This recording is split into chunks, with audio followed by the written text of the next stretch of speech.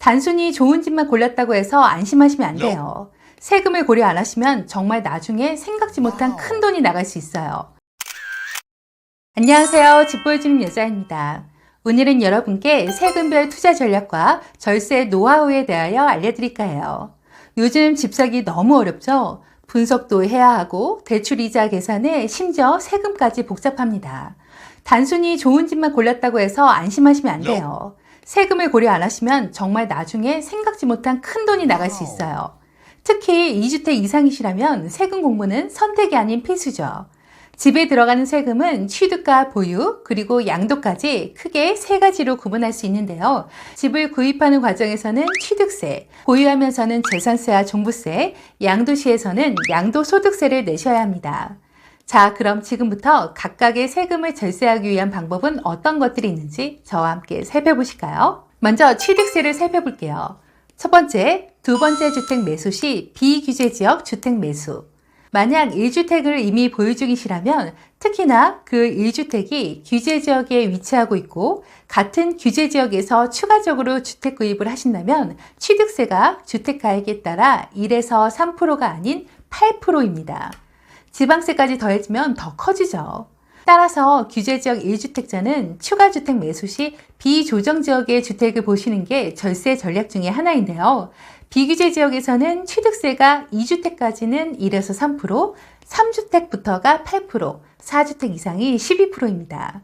반면 규제 지역에서는 오로지 1주택 매수 시만 1에서 3%고 두 번째 주택부터가 8%, 세 번째부터는 12%입니다. 따라서 규제지역 1주택자라면 같은 규제지역에서의 추가 매수보다는 비규제지역에서의 다음 주택을 보시는 게 절세 측면에서는 효율적인 전략이에요. 이 때문에 전국의 비규제지역이 수혜를 보기도 했죠. 단, 여기서 주의하실 점은 비규제지역이 두 번째 주택이 되어야 한다는 겁니다. 반대로 비규제지역 1주택자가 규제지역에서 두 번째 주택을 매수한다면 바로 8%의 취득세가 부과되니 꼭 주의하시길 바라요. 두 번째, 일시적 2주택 취득세 중과 배제. 여러 가지 이유로 집을 갈아타려고 하는 수요가 많죠. 그런데 현재 거주하고 있는 집을 먼저 팔고 나면 따로 갈 곳이 없기 때문에 갈아타려고 하는 주택을 먼저 구입하게 되는 과정에서 일시적인 2주택자가 됩니다. 2주택자라서 취득세가 중과된다면 당연히 억울하지 않겠어요? 그래서 나온 법이 일시적 2주택 취득세 중과 배제인데요. 말 그대로 두 번째 주택을 구입하는 조건이 갈아타려고 하는 목적이라면 취득세 중과를 하지 않겠다는 겁니다. 단, 갈아타기 위한 매수라는 것을 증명해야 하니 기존 주택에 처분 기한을 두는 거죠. 원래는 규제지역에서 규제지역은 1년 이내의 처분 조건, 둘 중에 한 곳이라도 비규제지역에 속한다면 3년 이내의 처분 조건이었는데요. 현 정부에서 규제지역에서 규제지역으로의 1년 처분 기간을 2년으로 연장해줘서 이에 따른 혜택을 이용하려는 수요가 많아질 것 같아요. 과거에는 1년밖에 기간이 없었기 때문에 전월세가 껴있는 매물들을 미리 매수하기가 힘들었거든요. 그런데 이제 1년에서 2년으로 늘어났으니 미리 새낀 매물을 저렴하게 매수하여 나중에 갈아타기가 가능해진 거죠. 따라서 내가 더 좋은 주택으로 이사가고 싶은데 취득세가 두렵다 하시는 분들은 요 일시적 2주택 취득세 중과 배제를 잘 활용하시면 절세에 큰 도움이 되니 꼭 확인해 보세요. 세 번째, 주택이 철거된 후에 입주권. 다주택자라면 입주권을 공략하시는 방법도 하나의 팁인데요. 모든 입주권을 말하는 것은 아니고 주택이 철거된 후에 입주권을 말합니다. 철거 전 주택의 경우에는 일반 주택 세율이 적용되어 다주택자라면 중과세율까지 적용되지만 주택이 철거된 후에 입주권을 취득하신다면 이를 토지로 보고 토지분에 대한 취득세인 4.6%만 납부하시면 돼요. 2주택 이상이시라면 규제지역에서 추가 매수는 8에서 12%의 취득세를 납부하셔야 하는 반면 철거된 후에 입주권 취득이라면 4.6%만 납부하면 되니까 상당한 절세를 하실 수 있는 거죠. 네 번째, 공시지가 1억 미만. 다음은 공시지가 1억 미만 주택인데요. 공시지가 1억 미만 아파트는 투기성 자산에 해당하지 않기 때문에 취득세를 중과하지 않는다는 거죠. 따라서 규제지역, 비규제지역 여부와 상관없이 공시지가 1억 미만 주택은 취득세 중과에서 자유롭고 다른 주택 매수 시 공시지가 1억 미만 주택은 주택수에서도 배제되기 때문에 한동안 다주택자들에게 인기가 많았었습니다. 단 주의할 점은 매수 시점엔 공시지가 1억 미만이었지만 매도할 때 공시지가 1억 미만이 넘어가 버린다면 취득세 중과, 주택수 포함까지 되기 때문에 매도가 힘들 수도 있다는 점 꼭 염두해 주세요. 다음은 종합부동산세를 보실게요. 첫 번째, 명의분산. 취득세나 양도세는 세대별로 몇 가구냐를 따져서 세금을 계산하지만 종부세는 인별, 즉 사람별로 따집니다. 예를 들어 남편이 2주택을 소유하고 있고 부인이 2주택을 소유하고 있다면 취득세나 양도세에서는 한 세대에 3주택으로 보고 중과 여부를 계산하지만 종부세는 각각 계산합니다. 남편은 본인 소유 주택 2주택만을 합산하고 부인은 본인의 1주택만을 합산하는 거죠. 즉 인별로 합산하여 합산액에서 6억을 공제하고 계산하는 겁니다. 따라서 여러 주택을 소유하고 계시다면 명의를 분산하는 방법이 종부세에서는 상당히 유리할 수 있어요. 요즘같이 계속 공시지가가 오르고 있는 상황이라면 더더욱 그렇죠. 더불어 조정대상지역의 2주택자나 조정대상지역 여부에 불문하고 3주택 이상이라면 중과세율이 적용되니까 명의 분산 효과를 충분히 계산해 보셔야 절세를 하실 수 있겠죠? 두 번째, 6월 1일 전 매도. 종부세 과세 기준일은 6월 1일 소유권이 누구에게 있느냐를 기준으로 계산됩니다.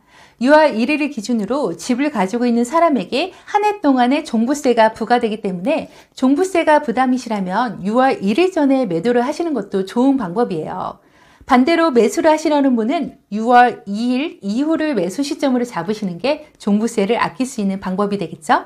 세 번째, 주택이 철거된 후에 입주권. 아까 취득세에서 말씀드렸던 주택이 철거된 후에 입주권이 종부세에서도 다시 등장하는데요. 주택의 철거 이후 준공 전까지는 해당 재건축, 재개발 주택에 대한 종합부동산세는 부과되지 않기 때문이죠. 따라서 종부세 절세 전략으로도 철거된 후에 입주권은 좋은 선택이 됩니다. 단, 토지에 대한 재산세는 납부하셔야 된다는 점 잊지 마세요. 마지막으로 양도세를 살펴볼게요. 첫 번째, 지방의 공시가격 3억 이하 주택 양도세 중과 배제. 다주택자의 경우 주택수에 따라 기본 양도세율에서 20%에서 30%의 추가세율이 적용되어 양도세 부담이 상당한데요. 공시가격 3억 이하 주택을 2년 보유하면 해당 주택을 매도할 때 다주택자 양도세 중과를 받지 않고 일반 세율이 적용됩니다. 단 모든 지역에서는 아니고 수도권, 광역시, 세종시를 제외한 지방의 공시가격 3억 이하 주택에 한해서입니다. 다주택자의 경우 중과세율이 최고 82.5%까지 낼 수 있는 시점에서 이러한 양도세 중과 배제 주택에 대한 매도 전략을 잘 세우신다면 상당한 절세를 하실 수 있는데요. 더불어 이번 정부에서 1년 동안 한시적으로 양도세 중과를 배제하고 있으니까 이 기간 동안 양도세 중과 물건을 매도하시는 것도 엄청난 절세 방법 중 하나가 될 것 같아요. 두 번째, 일시적 2주택 양도세 비과세. 다음은 일시적 2주택 양도세 비과세 전략인데요. 아까 취득세에서 말씀드렸던 갈아타기 수요의 취득세 중과 배제와 비슷한 전략이에요. 일시적으로 주택이 두 채인 경우에도 비과세가 적용될 수 있는데요. 취득세처럼 조건이 당연히 있죠. 흔히들 1, 2, 3법칙이라 말하는데요. 첫 번째, 종전주택 취득 후 1년 경과 후 신규 주택을 취득하고, 두 번째, 종전주택을 2년 보유. 세 번째, 신규 주택 취득 후 3년 이내 종전주택을 양도하는 조건입니다. 여기에서 2번과 3번은 규제지역이냐 아니냐에 따라 세부 조건이 달라지는데요. 2번의 2년 보유는 비규제 지역에서는 보유만, 규제 지역에서는 2년 거주까지 해야 합니다. 3번의 3년 이내 종전주택 양도 조건은 두 개의 주택 중 하나라도 비규제 지역에 있을 때고 둘 다 규제 지역에 있다면 원래는 1년 내 처분 조건이었지만 이번 비과세 요건 완화로 인해 2년으로 늘어났어요. 따라서 일시적 2주택을 활용한 갈아타기로 비과세 혜택을 누리실 수 있으니 꼭 참고하세요. 세 번째, 자녀 세대 분리.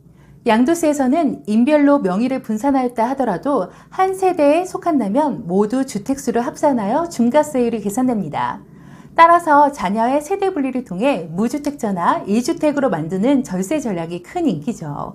양도세 절세를 위한 세대 분리 시 세대 분리 인정 범위에 대하여 충분히 숙지하고 계셔야 하는데요. 총 3가지의 조건 중 1개 이상 충족되어야 합니다. 먼저 혼인인데요. 결혼을 해서 출가한 경우는 1세대로 인정하겠다는 겁니다. 나이도 상관없어요. 두 번째는 만 30세 이상입니다. 그렇다면 만 30세가 안 됐고 혼인도 안 했다면 무조건 세대 분리가 안 되는 걸까요? 이에 세 번째 조건은 소득 기준 충족입니다. 만 30세가 안 됐고 혼인 전이라도 일정 기준 소득 요건에 충족하면 세대 분리를 할 수 있다는 거죠. 자녀의 세대 분리를 통해 양도세 절세와 주택수 감소의 효과를 보시고자 하는 분은 잘 활용해 보세요. 네 번째, 혼인합가 5년 내 처분 시 비과세. 결혼으로 인하여 2주택 이상이 되신 분들에게 적용되는 비과세 혜택도 눈여겨보세요. 결혼으로 2주택 보유 시 5년 내에 1주택을 양도하면 비과세가 됩니다.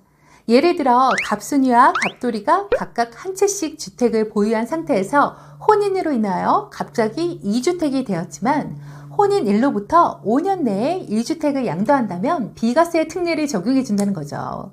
그럼 갑순이가 일시적 2주택으로 2주택을 보유하고 갑돌이가 1주택 보유 상태에서 혼인하여 총 3채가 되면 어떨까요? 다행히 이 경우에도 일시적 2주택 특례와 혼인합가 2주택 특례 중복 적용이 가능합니다. 일시적 2주택 특례법에 맞게 종전주택을 매도하여 비과세를 받고 5년 내에 남은 2주택 중 1주택을 매도하여 혼인합가 특례 적용을 받으면 3채의 주택 중 무려 2채를 비과세로 팔 수 있다는 거죠. 그럼 갑순이, 갑돌이 각각 1주택 보유로 혼인하여 1세대 2주택인 상태에서 1주택을 추가 구입한 경우는 어떨까요? 이러한 상황도 마찬가지로 혼인한 날로부터 5년 이내 신규 주택 취득 후 3년 이내에 혼인 전에 보유한 주택을 양도시 특례 적용이 가능합니다. 결혼을 앞두고 계신 분들에게 상당한 팁이 될 것 같은데요.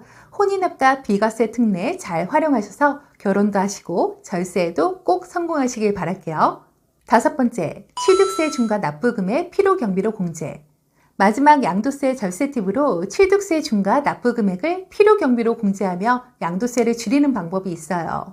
이게 무슨 말이냐면 내가 불가피하게 취득세 중과가 되어 8에서 12%의 취득세를 냈잖아요. 그럼 이렇게 낸 영수증을 잘 모아두셨다가 해당 주택을 매도할 때 양도세 계산 시 활용하는 거예요. 양도세 계산 시 필요경비 공제액을 기입하는 곳이 있어요. 여기에는 보통 내가 해당 주택을 구입하는 데 들어갔던 중개수수료, 취득세, 법무수수료 등을 기입하는데요. 취득세 중과로 냈던 그 어마어마한 돈을 양도세에서 공제받아 양도차익을 확 줄이는 거죠. 취득세가 커지면 커질수록 양도차익도 줄어드니 그나마 조금이라도 위안이 되실 거예요. 그러니까 꼭 기억해 두세요. 지금까지 세금별 투자 전략과 절세 노하우에 대하여 알아봤는데요. 피할 수 없으면 맞서 싸우자가 제 원칙이거든요. 세금은 특히나 그렇죠. 그래서 이렇게 각각의 상황에서 적용할 수 있는 투자 전략과 절세 전략을 알아두신다면 꽤 도움이 되실 거예요. 투자를 하실 때는 세금도 수익의 일부분이라는 생각으로 접근하셔야 전략적인 매수, 매도가 가능합니다. 이 외에도 수많은 팁들이 있지만 나중에 기회가 있으면 더 알아보도록 하고요.